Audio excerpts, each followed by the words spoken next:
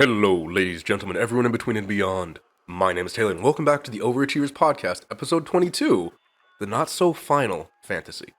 Joining me today is a very special guest who actually came on here previously to talk about another Final Fantasy game, and I'm sure we'll be back in the future to talk about even more Final Fantasy games because she's a masochist. Please help me welcome Britlynn. Hello! Did you mean for that joke, by the way, to enter this in?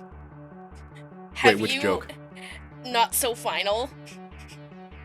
No, I just kind of figured because there is literally like 20 plus games that say Final Fantasy and none of them have been like the ending. There is literally a line at the end of the game that says about this is your Final Fantasy, and it becomes really meta. God damn it. So I was like, wait a minute, did you read the dialogue? No, but I've seen clips of the boss fight. Oh boy, okay. So before we get too deep down this rabbit hole, what game are we going to be discussing today, Britt? Final Fantasy 16. Man, that's a new one. I can't believe, how long was it since, like, between 15 and 16? I think I would have to do a quick Google search, because I think it's been about since 2016. Okay, so yeah, about 7 years. Yeah, about 7 years. Yeah, and that's at least between main titles for it. I think there has been a couple spin-offs in between. And of course God, there is... too many Final Fantasy games. There is. There very much is. Because there was technically a spin-off title 6 months before this one. Are you serious? There was Theater Rhythm Final Fantasy. Theater is that like some Crypt of the Necrodancer clone? Like what is that? It's a rhythm game. So it's honestly, again, it's one of my favorite game series of the rhythm games. So okay, then. Last year was a very good year for me. Apparently. Wow. Same with this year, considering by the end of this month of February, Final Fantasy VII Rebirth is out, and I am out of commission for a week. I'm surprised it'll only take you that long. 16 took me only technically a week to do main game. Oh wow. So have you gotten all of the achievements in like the, I don't remember what the first with part 1 of the Final Fantasy VII remake is called. Remake. I have not. Okay. A lot of it is because there is actual hard mode in remake that is a little, I'm like, I feel like I would have to take it very slow because it does limit a lot of what you can do. So, gotcha. like, you can't heal your NP like normal. It would have to be, like, at benches that do not come frequently. Oh my god. So... that sounds awful. It is. Okay, well, before we get, off track into the million other games that are in the Final Fantasy series, how many achievements does, I'm just going to say FF16, or 16 from now on, how many achievements does 16 have? 56, including the DLC. The 56? First wave, that's with the first wave of the DLC, because the last wave of DLC has not come out yet. Oh my god. Wait, how many were in the base game before the first wave of the DLC? 50, I think? Okay, so that's a little more reasonable. Because I believe the DLC only had 6 for it, or 49, I can't, it was 50 main game, and then 6 in the first wave of DLC. Okay. Huh. Yeah. That's more reasonable. I don't know why when I heard 56, I was like, that's outrageous. All right. So did you go into this game like on your first playthrough anticipating getting all achievements, or did you kind of play it and then kind of come back to it later and like, you know what? Yeah, I'll do it. I had to take a 6-month break after beating the game originally. Oh my god. Because I was so mentally destroyed at the end of 16 that I was like, I cannot go back into and doing the achievement hunt, I did want to do all the achievements, but after beating 16, sobbing for an hour, and then having to take a shower to continue sobbing, I was like, I gotta take a break, because it's too much of an emotional break. And then when they announced the first wave of DLC, I was like, you know what? With that, I'm gonna go in, do my second playthrough, and then go right into the DLC. Okay. So, is this the first Final Fantasy game that's made you cry? Or is this just like a theme? Oh. No, this definitely not the first one that made me cry. 10 made me cry, and 7 originally. Wait, 10 made you cry? Have you not seen the ending of 10? I absolutely have, but the only thing that is more clear in my mind with Final Fantasy X is Tidus's laugh. You know what? That's fair. That like overwrites anything else in Final Fantasy X. That's fair. The ending of that game is sad, and I cried a little when I did that one. The only ones that actually made me like feel destroyed has been that very big moment in 7 and the end of 16. Okay. That kind of puts it on a scale. Interesting. So how much experience do you have with the series as a whole, whether it's like mainline games or spin-offs? Like, how many have you played, and is there kind of a gap, like, you know, this number to this number that you haven't played? I would say I have played more, because I've played about 11 main titled ones, and I only have 6 others left to play.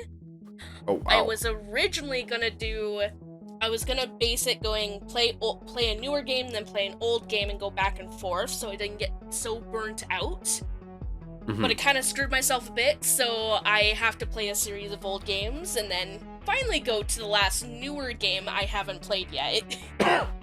So. What's the last newer game? 12. Which is really funny, considering I have never played 12, but my husband really loves 12. Oh no. So. Oh no. So that one's gonna get fun. So here's what we're gonna do. You're gonna play 12, and then when you hate it, I'm gonna get you both on here, and we're just gonna do a recorded couples therapy session discussing the merits or demerits of Final Fantasy 12. Yeah, the thing is, he only talks good about that game a lot of the time. So, I mean, we're both universally, like, hating Final Fantasy 3. Okay. From the little I've played of it, so I'm not looking forward to going back to 3, because I did not like what I originally played. Mm. But you never know. I originally hated 8, and I now love 8. So. Okay. Interesting. Huh. But I mean, I've been playing. I expected to hear. I've been playing this series, I think, since I was 14, and I'm almost 30. So. Haha. Yeah, don't remind me. So, have you... Sorry, go ahead. No, I was done my sentence. Okay. Have you gone back to the game since getting all achievements, like, in the base game and DLC, or are you just kind of waiting until the next DLC comes out? I'm just waiting until the next DLC. When they announce it, I'm probably gonna go back, like, a couple days before to refresh my memory on controls. Mm-hmm. But since completing everything, I have not touched it since, so hopefully in the next, like, month or 2, I will be going back to it. Okay. So, how long did it take you, like, playtime-wise, to get everything? 103 hours. That seems either average or short for a Final Fantasy game. I would say that is a lot more than a lot of my other playthroughs, considering I am pretty much halfway through 6, and I only have, like, 25 hours. And that is with me spending probably 10 hours of that just grinding. Yes, but are you going for all achievements in 6, or like some of the others that you have less playtime in? Well, 6 I'm playing on my Switch, so I don't have achievements. So I don't like a lot of and the thing is with a lot of 6 on the Switch, with the Pixel remaster, it doesn't come with a lot of the stuff the later versions actually came with. So I can't do certain side quests. So I'm just trying to do a full Esper run, trying to get the ultimate weapons, and probably max leveling my characters. That's interesting that, like, well, I get that, Switch doesn't have achievements. Did the base version of 6 have trophies? No, because 6 came out in late 80s, early 90s. Okay. So that kind of stuff was not around back then. Fair. Because I'm having to follow a pretty strict guide to make sure I know where I'm going. That's fair. That's going to be my playthrough for definitely Final Fantasy 1 and 2, is following a very strict guide. That makes a lot of sense, yeah. So I'm looking at how long to beat, and it's not looking good, friend. To be fair, I did take a lot of time just mentally recovering. That's fair. I will say they have only polled 86 people, so it's not a big sample size by any means, and they didn't poll anyone for the DLC, but it is saying the average for completionist time is 79 hours, though I'm very much doubtful of that. Well, I went around, because the scenery of the game is so pretty, to go around and doing, just looking at the scenery. I had to go back and do some stuff. It did take me a bit longer of, certain fights being really annoying. Mm-hmm. And going on at one of the trophies took me forever. Because it wouldn't trigger. Would you say it triggered you? Very much so. But it wouldn't unlock for me, which apparently was a very common problem with that trophy. So there was points where there was 5-10 minute points of me just having to set the game out because I was getting very frustrated. Yeah, that's fair. Okay, well, I'm sure we'll talk about that trophy shortly. Okay, so what would you say were the hardest and easiest achievements for you personally? So the hardest one was Untouchable, and that is you have to do, you have to land a third punch of the Titanic counter twice in a single battle. I was doing it, and it wouldn't trigger for me. Huh. No matter how many times I did it in a single battle, it wouldn't unlock, it wouldn't do anything. Yeah. And there was a point I was like, you know what, just gotta take a 5-minute break, go to the bathroom. Was this the one that was broken? Yeah. And I came back, and then I don't know what I did, it happened to unlock. So apparently I just had to take a moment. Yeah, I've been there, done that. Apparently, so I'm looking at a website that has the descriptions of all these trophies, and according to this one, Untouchable says land Titanic block to fend off 10 enemy attacks. Yeah. So it does sound a little different than landing the third one, but I don't know how it works. I don't know. Oh no, what it sorry, looks it was beat rocking blocks. That was the one. Oh, okay. Yeah, that was the one that wouldn't trigger for me. Yeah. Okay. Titanic countered twice. Yep. I also did not really like using Titan's powers, so it was just not for me at that point. Wait, Titanic refers to a Titan, not a giant boat? No. What? You could probably tip one, but but a Titanic block should just be you pulling out a giant iceberg. You'd think, but no. Well, that's just depressing. The funny thing with the Titan abilities is at the last boss, there is pretty much a JoJo's moment. I feel like a lot of Final Fantasies just have a JoJo moment these days, though. Yeah. I mean, a lot of these, even the trophy list, there is little nods to some of the stuff. There's a trophy called It's Over 50,000 as almost a nod to It's Over 9,000. Mm-hmm. So there's a lot of the trophies are little nods to pop culture. There's another one that says Think Mark. Yeah, I've Like, been reading these titles, and like I want to talk about them a bit later because like some of them are questionable. very much so. But Very we much will. so. I promise we'll talk about those soon because I cannot read these achievement titles and not talk about them. We'll slot time in for that later. So save them for now because I almost want to talk about almost all of these. So we'll get there. But I would say also the easiest trophy, other than like the main story ones, of course, is you can pet the dog, and all you do Fair. is pet Torgal 5 times. Best trophy. Best trophy, Torgal, best boy. Best Agreed. boy. I don't even know what he looks like, but agreed. He is pretty much a wolf, but Torgal, best boy. So, outside of those ones, what were the most and least fun for you to get? I mean, there was not one that was like, oh, I'm so like looking forward. The most fun one was honestly doing the fantasy finally, just because that's a replay of the game on hard mode. Mm-hmm. And that was just, it was fun, it was easy, just going through the like story again. But I have 2 trophies that I was like, I hate this. Which is essentially for the Horde, and it was getting all the collectibles, and it was only because of the Chronolith trials. Oh. So I hated the Chronolith trials. It was so like, annoying. What are the Chronolith trials? So essentially trials that you are set with predetermined powers or icons, and you have to use only that icon's powers, and it's in waves. So every wave is essentially new abilities from that icon, and it is a timed trial. So there was some of them I was like, oh, like, I'm cutting it close. I hated that one. And the other one I hated was Fistful Steel.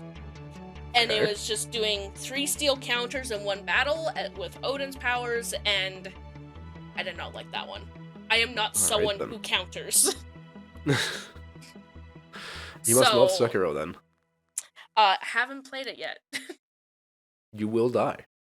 Oh, I know. I already know it. We'll get you there. Oh, yeah. So what was the most fun then? I would just, like, a lot of it, honestly, Hunter Hunted was one of my favorites. Okay. Because you have to go hunt, like, they call it, like, a hunt board, and you have to go hunt monsters. And some of them is, you have to find them in the weirdest spots. Huh. And then some of the monsters... Wait, what do you mean by weird spots? Like, in this one corner of the map, you would never think of looking. Just doing the hunt boards, mostly doing that one, just going to weird spots on the map and being like, what are you doing here? And, oh god, that's a dragon! Like, you know, I don't like being able to find dragons in a random corner of the map, because I was like, oh, looks like a clearing, there might be treasure there. Nope, it's a dragon. Yeah, that's really weird they would appear out of nowhere. Yep. And it also, like, you don't have to check the board for it to trigger, so sometimes you'll just be running in a field and you go, why am I getting off my chocobo? And it's just, oh, that's a hunter board thing. Uh-oh. Guess I'm doing this real quick. So. Alright then, that's gotta suck. Yeah. Okay, so, do you know what the rarest one on the list might be? It is the Platinum Trophy. Okay, other than the Platinum, how's that? I mean, the only other one Platinum is the Fantasy Finally. That's the only one on the list that actually shows anything, like, lower than, like, 8%. And it is just... Oh my. It's just because you have to play the game on hard mode. That's essentially it. Gotcha. Yeah. So wait, you said that's the only one less than 8%? That many people have gotten all these achievements? So Final Fantasy has a rarity of 5%. Oh wow. Like, a lot of them are pretty common, like, a lot of people did go for them. Mm-hmm. So, like, honestly, between that one and, of course, the Platinum, those are, like, the lowest, really, ones. Okay, interesting. Huh, that's way higher than I would have expected. A lot of the trophies are very easy to get. Which is kind of disappointing. A little bit, yeah. Huh. Have you found like it's a similar difficulty in other games, or are the games more difficult, easier? A lot of the other games are more difficult, like Final Fantasy VII's trophies were a lot more difficult to do. Mm-hmm.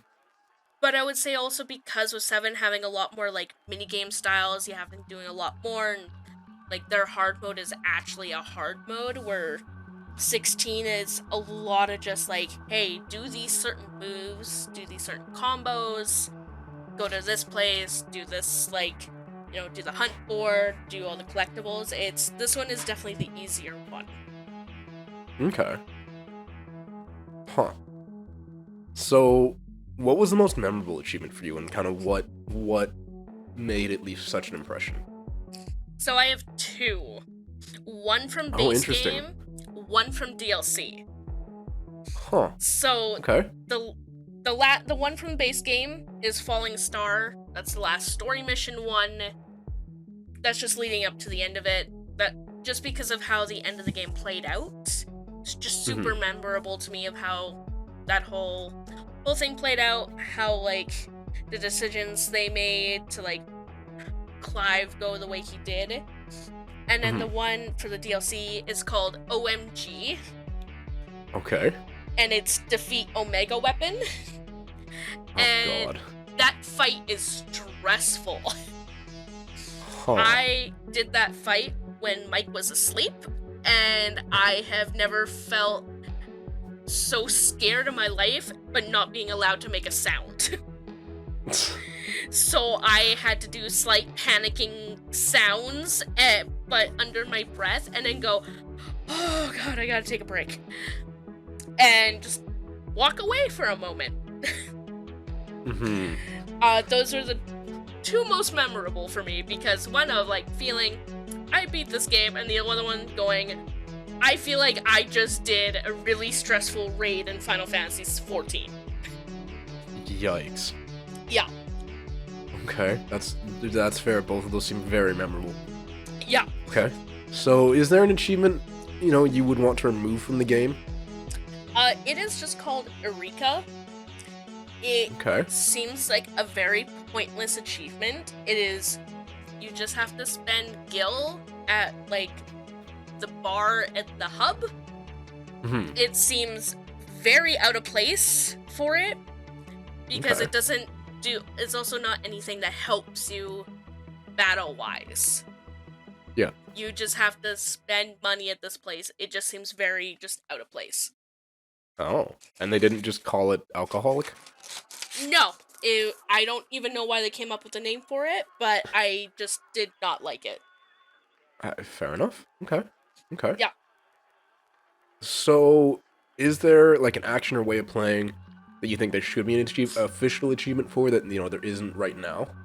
Not really, honestly. Okay. Just because, like, a lot of the stuff is just, it's so, like, streamlined for it that you don't have to worry, like, being like, oh, that should have been an achievement. There is none I felt like that should have been an achievement. Okay, interesting. Huh. Okay, so I wanna go a bit off script here. Now I want to talk about some of these achievements, because I can't keep looking at these and not talking about them. So the first one, I think, and this has to be the one that broke me when I saw it, because like I was already starting to crack, but like this one broke me. Hang on, let me scroll down to it. So for the audience at home, this achievement or trophy description is upgrade consumable potency and inventory slots to their maximum. Britlynn, do you know what the one this is? Yep. So, for those of you listening along at home, this one is called With 2 Ds. Yep. What? It is literally just a side quest so you can hold more potions, and yeah, that's all it is. Why in the hell would they call it With 2 Ds? I I have no idea. Like, That nothing one, in that... Yeah, like, a lot of these trophies are, I feel like, just either little nods or stuff, or they were just having fun. So say nothing in that description, or like the how to unlock description, has anything to do with anything starting with D. Like what? Nope. What? Nope. Not really. It's just there for being there. And they even named the side quest Weird Science. Like, that was such a good movie. Yep. Yep. It's Weird Science, even Weirder Science. And I believe it's a third one, too? I can't remember. Well, apparently you don't need the third one for the achievement. No, but you do, like, you do need the third one for one of the achievements. Because it's for the all side quest. Fair. Achievement. So... The other one I wanted to talk about is one where the description is what got me, because I feel like it is not phrased very well. So, the title of this achievement is I Am the Thunder. Okay, pretty normal sounding. Then the description reads, and I quote, "Discharge 50 blind justice lightning balls." Discharge and balls should not be used in the same sentence. But it like, is... You guys could have reworded that. You could have said orbs. You could have said... I don't know why they used the word discharge and balls. I would assume because of what action you have to do to get this one, it does make sense. Because it is, I will say, to get this one, if I remember correctly, because I remember when I got this ability, I was just thinking to myself, oh god, this is just Kingdom Hearts 3. Oh no. And it was just... I'm like, oh, that makes sense. Now I know why it's described as that. Because that's where I felt like Kingdom Hearts 3 came in. Huh. Please don't associate Kingdom Hearts with discharging balls. That's Disney. It's owned by Disney. Kingdom Hearts is technically owned by Disney. Yeah, but I mean, wasn't it always? Yes. It is technically, I believe, not a Square Enix-owned title. It is a Disney-owned title. Well, I mean, the number of Disney characters they had in it. Not to mention the size of the two companies. Well, and especially by Kingdom Hearts 3, how there was no Final Fantasy characters. It just felt like a Disney game. Yeah. Yeah. Maybe we'll talk about that game one day. I did plat that one too. Oh, okay. Yeah. If we do talk about it one day, we will leave out the discussion of discharging balls. Oh, okay. That sounds good. Why do you sound so surprised about that? I know you, Taylor. I've known you for a very long time. This is a semi-family friendly channel. You family friendly? On this channel, yes. On other channels, no. That makes sense. Okay. So, are you able to soft lock yourself, or like kind of prevent yourself from getting any of the achievements in particular? Yes. I would say because there is a point in the game that there is like a time skip that you can, I believe, like, if you don't do it, you won't technically get like all the side quests, but the game does tell you, hey, go finish stuff if you want to continue, because you cannot go back. Okay. So it's just one of those points of no return things. Does it kind of throw you right into a New Game Plus, or does it kind of throw you into a state right before the final boss battle? So there's technically two, because there is a time skip halfway through the game that is like a 5 years later section. And then there's the final boss one. The final boss one does, when you go to do for the final boss and you want to go back in, it does take you to the moment right before the final boss. Okay. But technically that first... Go ahead. The first one will soft lock you. So, I mean, I don't know how bad, because I When I was doing mine, I was originally going in trying to complete everything. And doing all the side quests. So I don't know how bad, but I believe technically it can. Okay. Is there like a tracker to show you how many you have left before the time skip, or do you just kind of have to assume? So when it gets to the mission of the time skip, when you click on it, because it is like on a map thing, you just like go to it, it does tell you, hey, you have this, and when you're on the map, it'll show you all the quests you have left. Still to complete, so it does show you which ones you have. Well, that's good. Yeah. Okay. So, how many times do you need to play the game to get all achievements? At least twice. Okay. Only because you do have to play, beat it on normal difficulty, and then when you beat the game the first time, it unlocks Final Fantasy mode, and then you have to play the game through on Final Fantasy mode. What's the difference between the modes? So a lot of it is, on Final Fantasy, enemies are typically more stronger, the level cap goes from level 50 to a level 100, and, more powerful weapons, you can actually go get the ultimate weapon in the Final Fantasy mode. Okay. Actually go and do it. When I was doing DLC, I was doing it on my Final Fantasy mode play file, because I also had to do achievements on the DLC on Final Fantasy mode. Oh. Because the OMG one is you have to beat Omega on Final Fantasy mode. Gotcha. So does it create a separate save file then for your New Game Plus in Final Fantasy mode, or does it overwrite your regular one? You can have it as a separate one, because when you beat the game originally, it does do one of those hey, this is your New Game Plus file, you could override your current one or make it onto a separate one. I always do it on separate ones. Oh, absolutely. In case I want to go back to doing it, going back on my normal one if I missed anything. That's fair. Okay. So, does the game kind of reward you for getting all achievements? Is there anything that you get because you got all achievements? Not in the process of getting them, but because you got them? Nope. Lovely. Not at all. And, it Fantastic. just kind of happens, and, I would say for the DLC, that technically the last trophy on it is making the final, weapon, essentially. But, not really. Okay. And the final weapon from the DLC is just a reskin of the ultimate weapon from base game. Oh, that's disappointing. Which I will say, though, the Omega skin for it looks significantly better than base. So...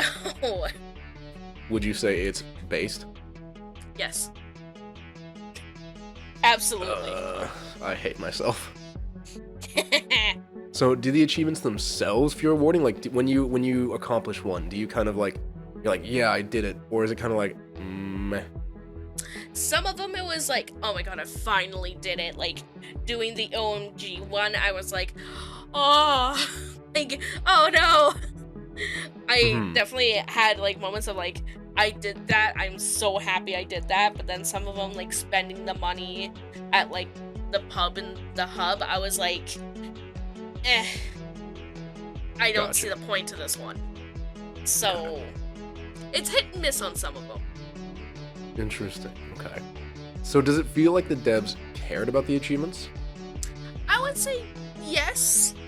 I could definitely tell probably Yoshi P and the team definitely were having some fun with some of them.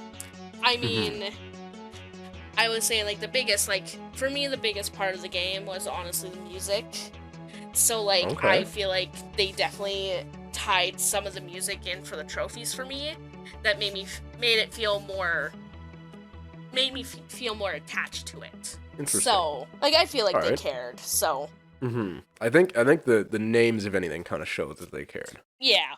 They definitely put, some of them there, definitely of, some of them being, kind of memey, but some of them being, when you play the story of that trophy, it's okay, that one makes sense.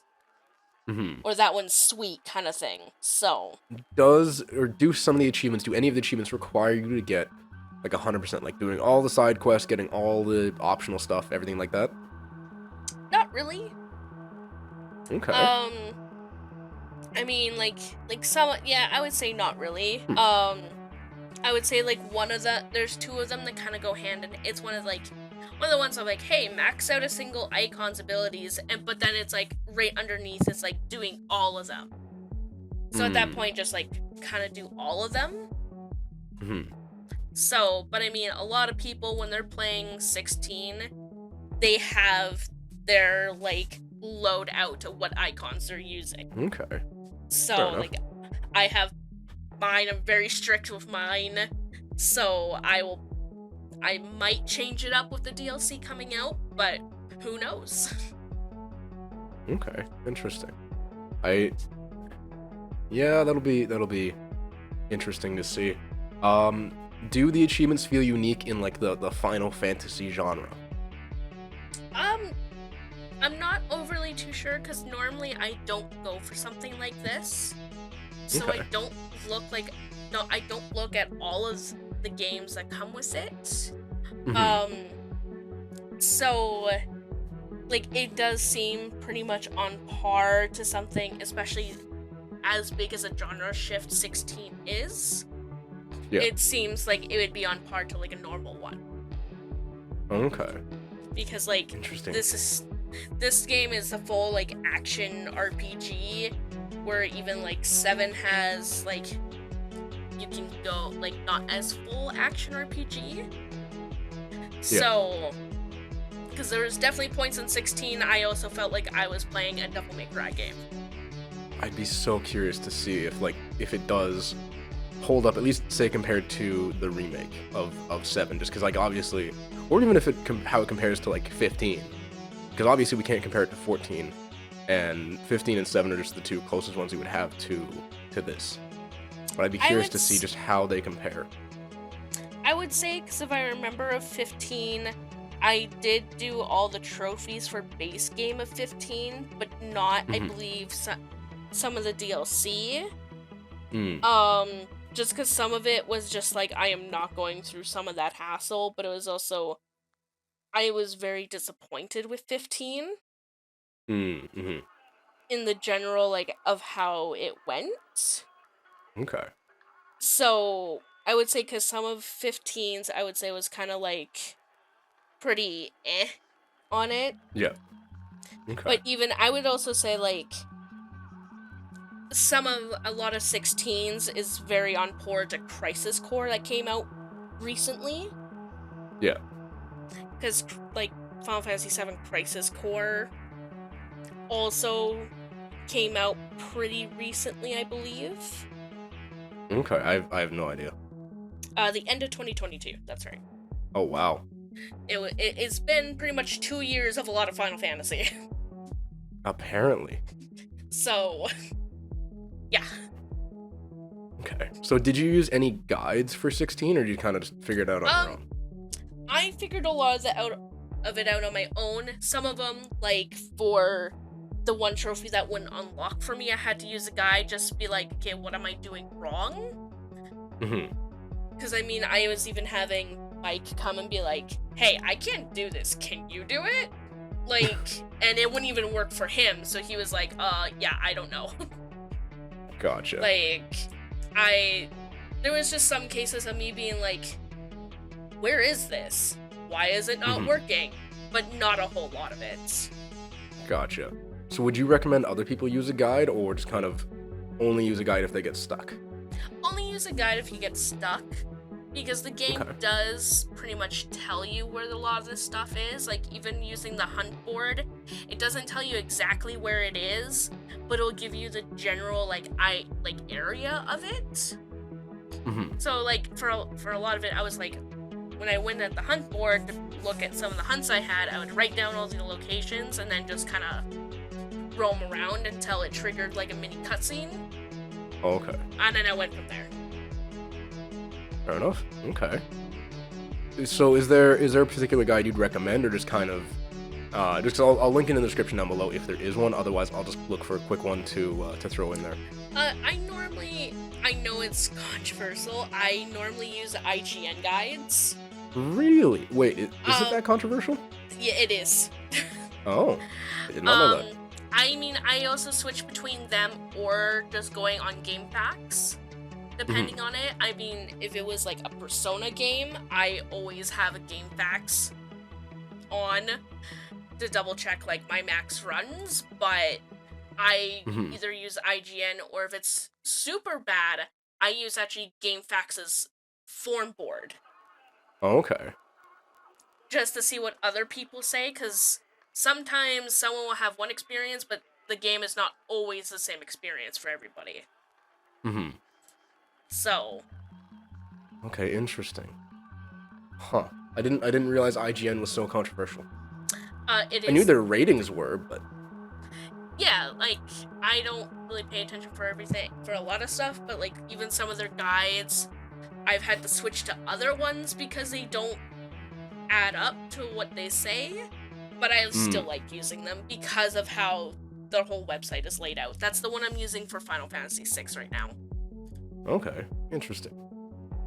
So, has this changed the way you look at the game? Like, do you regret going for all achievements? Absolutely not.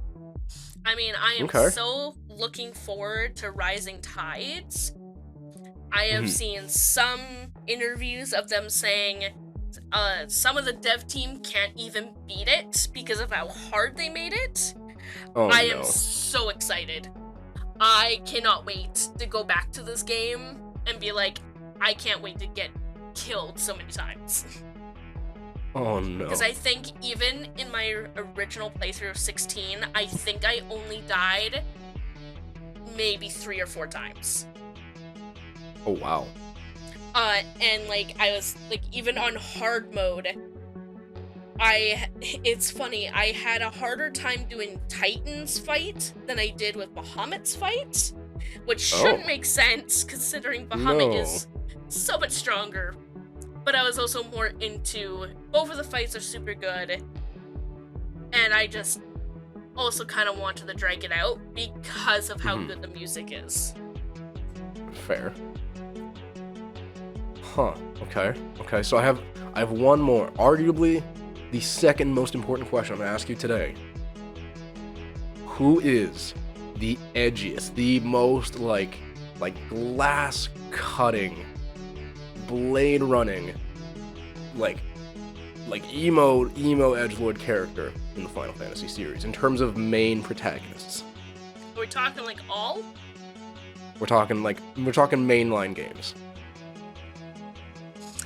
Because there's 6 games I haven't played, but also edgiest, Squall from Final Fantasy VIII. Really? Because Clive looks edgier than Squall. But Clive has so many moments of like straight down to earth moments of like you understand why he looks like that or sometimes even acts like that, and like the voice actor for Clive, Ben Starr, I love him to death. He played Clive so well, and even like going on his Twitter, he is such a magnificent man. I love all the work he does. He is a good jokester. There is so many moments of that game that like I wanted to cry because of how well he plays that character. Okay. I was genuinely expecting you to say Clive just because of like what I've seen of him, but that's really interesting. The common joke with Clive, though, throughout the game is how big his chest is. Because there's moments of like... Excuse me, what? Just of how broad his like overall like stature is, that it's like, yeah, that's distracting. Okay then. But like, Clive looks like that, but there is so many moments where he does not act edgy whatsoever. I'd say there's more questionable moments from his brother than anything else, and he doesn't look edgy whatsoever. Oh no. So... No. Why is there always an edgelord in these games? And it's not even that bad, it's just more of some of it I'm like, why are you making this decision? just go to Clive. Okay. Interesting. Now, of course, for the most important question, would you recommend others try to go for all achievements in this game? I'd say if you want to have fun, give yourself a bit of a challenge with some of the the battles and the combos, go for it. Okay. I had a fun time doing it, switching it up. I mean, I'll never, even switching it up and having fun with some of the other icons, I'm still stuck on my certain ones. But I'd say go try and find the combos you like and what moves you like. Okay. That's awesome. All right. Is there any particular kind of player who would not enjoy the experience? Because I still see it so much on Twitter, if you're wanting a classic Final Fantasy game, this is not it.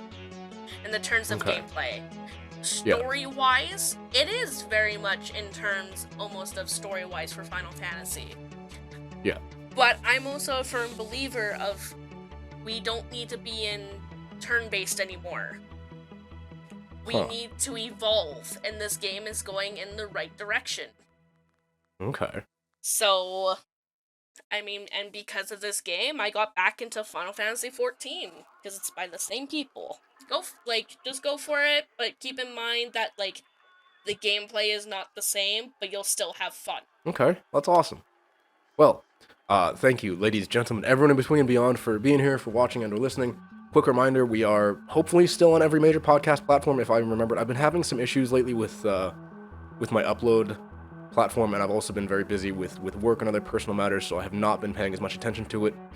So it may not be on the usual platforms for a little while, but I promise I will get back on track hopefully soon here. Britt, thank you so much for being here. Thank you. I'm sure we'll have you again soon on talking about either Final Fantasy or Kingdom Hearts or whatever. Probably at this point. So, with that all being said, we'll see you in the next one, everybody. Bye-bye. Bye.